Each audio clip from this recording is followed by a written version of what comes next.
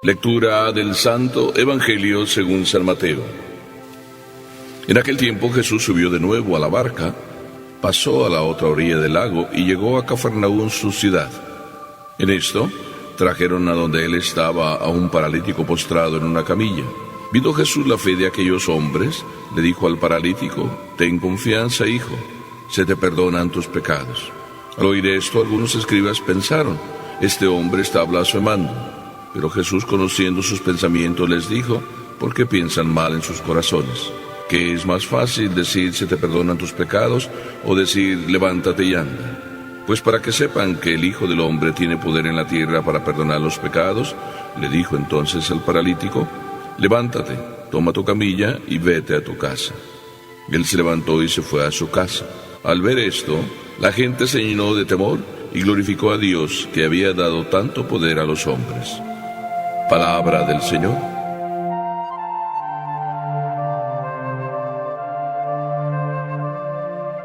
Leyendo este Evangelio, me acordé de esa experiencia que muchos de ustedes quieren buscar, esa experiencia de las misas así llamadas de sanación.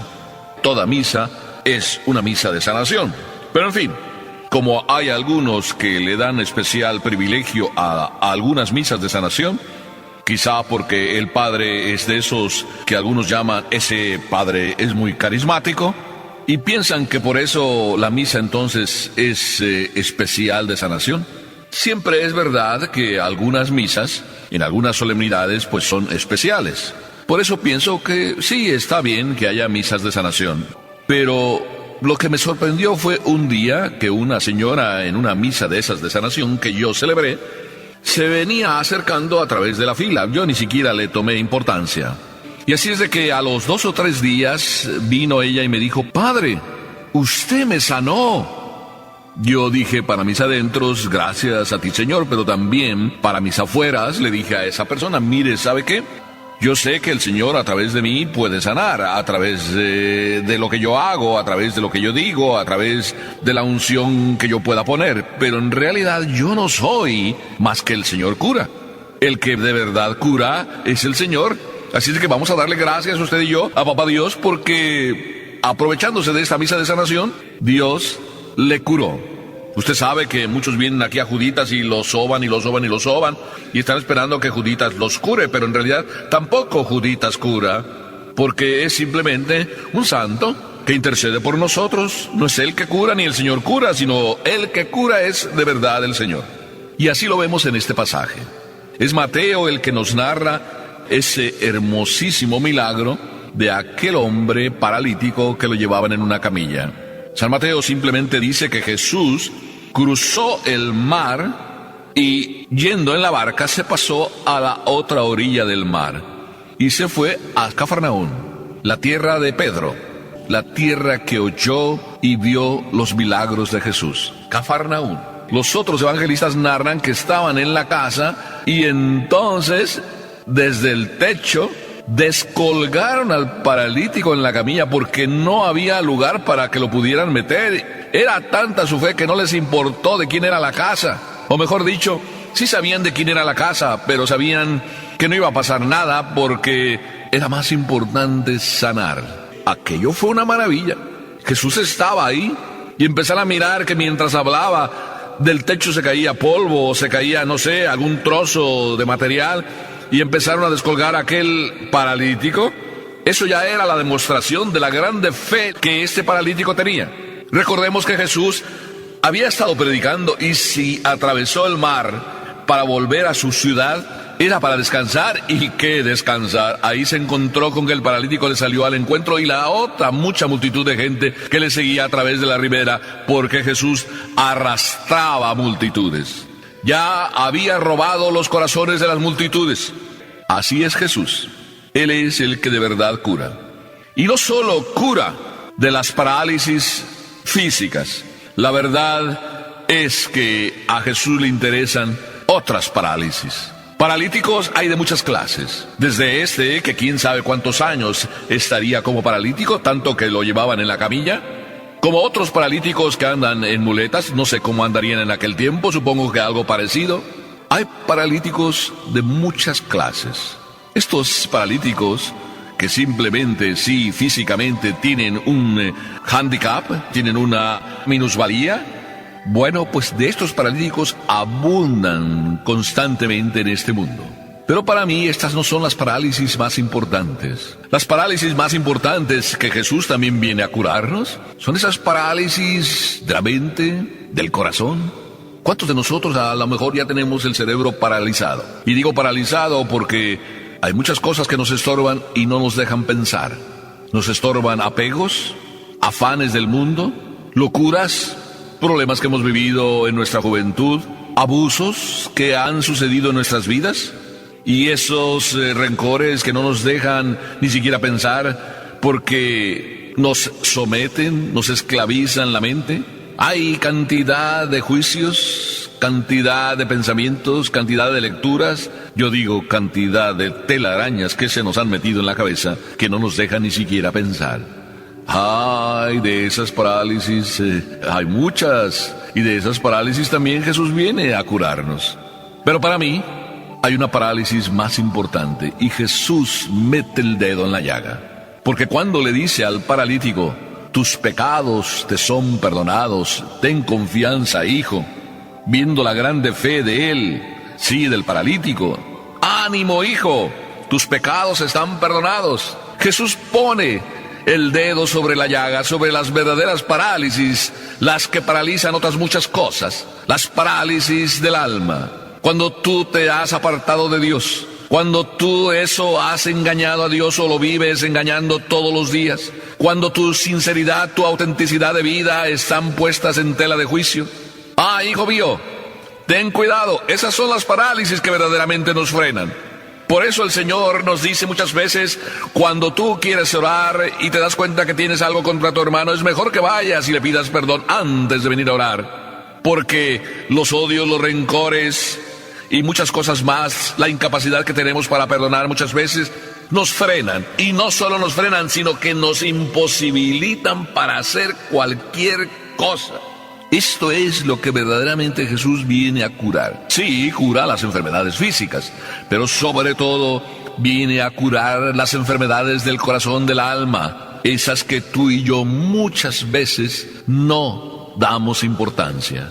Por eso, porque cura de verdad y solo Papá Dios es el que cura, entonces, por eso, te vuelvo a repetir que no me digas que yo soy el que te curé, o andes diciendo que te curó el Padrecito, o no sé qué santo, o no sé qué brujo. Pero al arrastrar Jesús tantas multitudes, empezó a ser una molestia constante para los fariseos.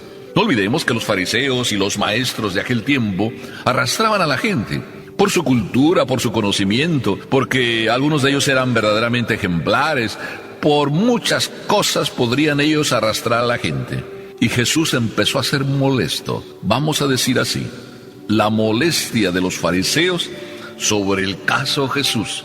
Y digo la molestia porque de verdad lo seguían también ellos, pero muchos de ellos no lo seguían porque de verdad les entusiasmaba lo que él decía, sino porque veían que él estaba entusiasmando a los que eran seguidores de ellos. Digamos en términos muy nuestros, Jesús les estaba robando la chamba. Por tanto, la molestia de los fariseos no es el trabajo de Jesús.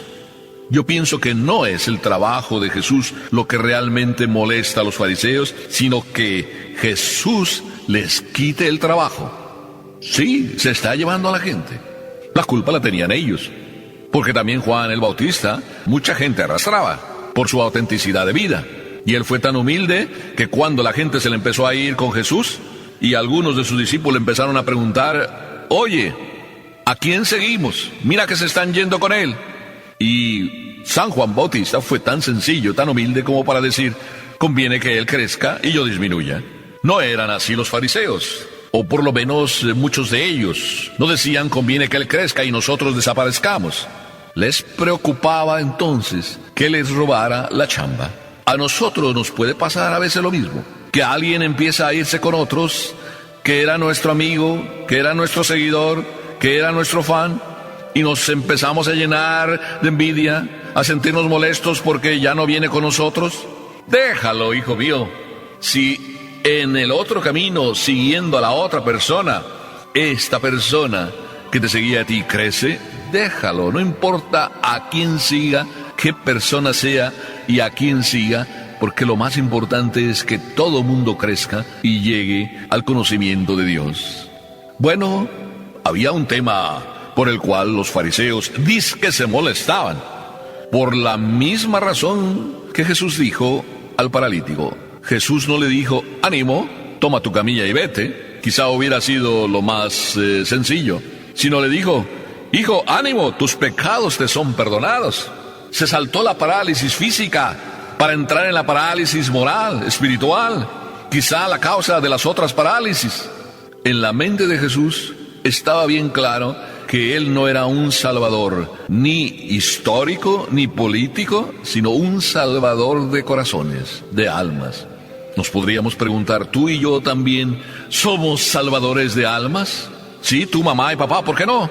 ¿Piensas que solo el sacerdote es el que le toca esa misión? Si tú, papá y mamá, eres casi igual que yo, a ti te toca también meter a tus hijos ahí en el cielo. Y todo lo que tú hagas para eso debe ser para que tus hijos entren junto con tu esposa y tú mismo al cielo.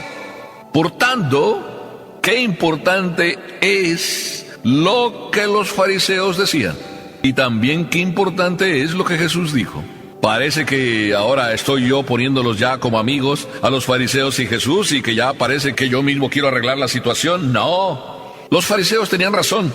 ¿Quién puede perdonar los pecados sino solo Dios? Está blasfemando. Tenían razón. ¿Quién puede perdonar los pecados? Solo Dios.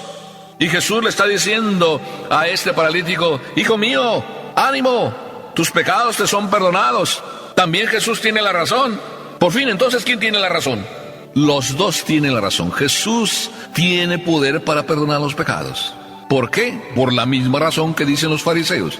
¿Quién puede perdonar los pecados sino solo Dios? Ahí está la cuestión.